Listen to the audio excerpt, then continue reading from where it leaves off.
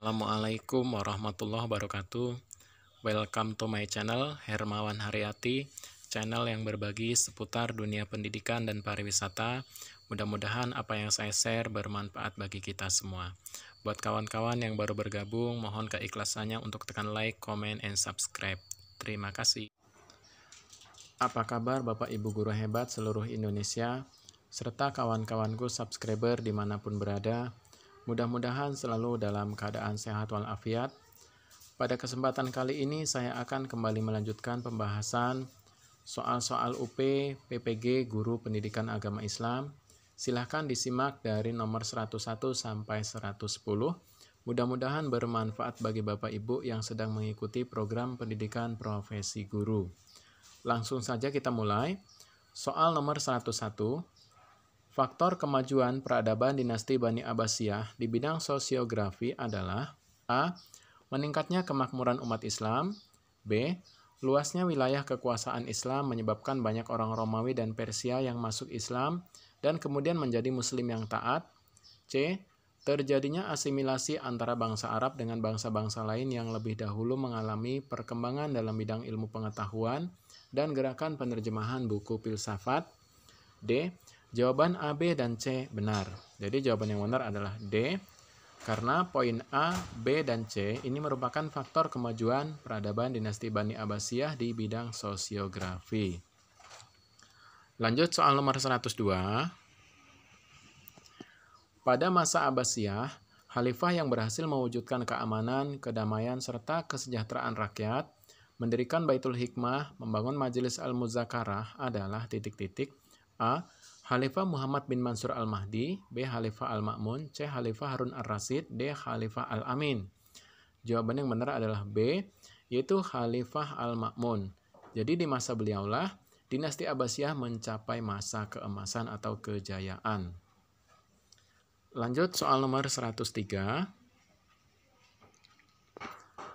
Pada masa Abbasiyah, khalifah yang sangat cinta pada ilmu pengetahuan, baik belajar maupun dalam hal membangun fasilitas belajar seperti sekolah, perpustakaan, menyediakan guru, dan membentuk gerakan terjemahan adalah Khalifah Harun Ar-Rasyid. Jadi jawaban C, yaitu Khalifah Harun Ar-Rasyid. Beliau sangat cinta akan ilmu pengetahuan dan banyak membangun fasilitas-fasilitas belajar. Lanjut soal nomor 104. Pada masa Abbasiyah, di mana dikenal sebagai masa keemasan, The Golden Age of Islam, terjadi pada masa A. Khalifah Muhammad bin Mansur Al-Mahdi, B. Khalifah Al-Ma'mun, C. Khalifah Harun Ar-Rasyid, D. Khalifah Abu Ja'far Abdullah bin Muhammad Al-Mansur. Jawaban yang benar adalah B, yaitu Khalifah Al-Ma'mun. Jadi di masa beliau, umat Islam mengalami kejayaan atau keemasan dinasti Abbasiyah. Lanjut soal nomor 105. Dalam upaya memajukan pendidikan dan mengembangkan ilmu pengetahuan, Al-Ma'mun menetapkan kebijakan politik pendidikan sebagaimana digambarkan oleh Philip Kahiti. Di antaranya, A. Mendirikan perpustakaan Baitul Hikmah yang di dalamnya orang bisa membaca, menulis, dan berdiskusi. B. Ilmu keislaman muncul dan berkembang pada masa ini seperti ulumul Quran, ilmu qiraat, ilmu hadis, ilmu kalam, dan lainnya, termasuk muncul dan berkembangnya fikih dan usul fikih dalam 4 mazhab, semacam Imam Syafi'i. C. Filsafat, matematika, ilmu alam, metafisika, geometri, aljabar, aritmatika, astronomi, kedokteran, kimia, dan musik. D. Penerjemahan buku-buku yang bersih tentang ilmu pengetahuan dari bahasa Yunani, Persia, dan India ke dalam bahasa Arab. Jadi poin A, B, dan C, serta D ini benar. Ini adalah salah satu bentuk perkembangan kemajuan di bidang pendidikan dan ilmu pengetahuan di masa Khalifah Al-Ma'mun. Lanjut soal nomor 106. Kondisi sosial umat Islam pada masa kepemimpinan dinasti Abbasiyah adalah sebagai berikut. A. Selama masa kepemimpinannya, kehidupan masyarakat berjalan tentram, aman, dan makmur. B. Stabilitas politik dalam negeri cenderung aman dan terkendali. C. Tidak ada gejolak politik dan pemberontakan-pemberontakan. D. Jawaban A, B, dan C benar. Jadi ini benar semua. Poin A, B, dan C ini adalah contoh kemajuan-kemajuan di masa dinasti Abbasiyah. Lanjut ke kisi-kisi soal nomor 27. Diberikan informasi tentang perkembangan dakwah dan perluasan wilayah Islam pada masa dinasti Abbasiyah. Mahasiswa dapat mendeteksi perkembangan dakwah dan perluasan wilayah Islam pada masa dinasti Abbasiyah. Contoh soal, perkembangan daerah kekuasaan Bani Abbasiyah meliputi daerah sebagai berikut kecuali A. Madinah, Baghdad, Kairo, Mesir. B. Yerusalem, Mekah. C. Konstantinopel. D. Afghanistan. Karena kecuali maka kita pilih Afghanistan karena poin A, B, dan C ini merupakan daerah kekuasaan Bani Abbasiyah. Lanjut ke kisi-kisi soal nomor 28.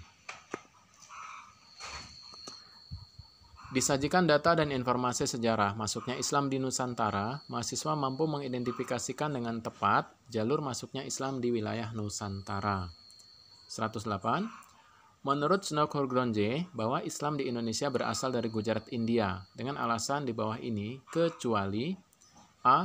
Kurangnya bukti bahwa bangsa Arab yang datang menyebarkan Islam ke Nusantara. B. Hubungan dagang antara Indonesia dan India telah lama terjalin. C. Batu-batu nisan yang ada di Sumatera itu berasal dari Gujarat. D. Inskripsi tertua tentang Islam yang terdapat di Sumatera menggambarkan hubungan dagang antara Sumatera dan Gujarat. Jadi jawaban yang benar adalah C, karena kecuali di soalnya, batu-batu nisan yang ada di Sumatera itu berasal dari Gujarat. Itu salah ya.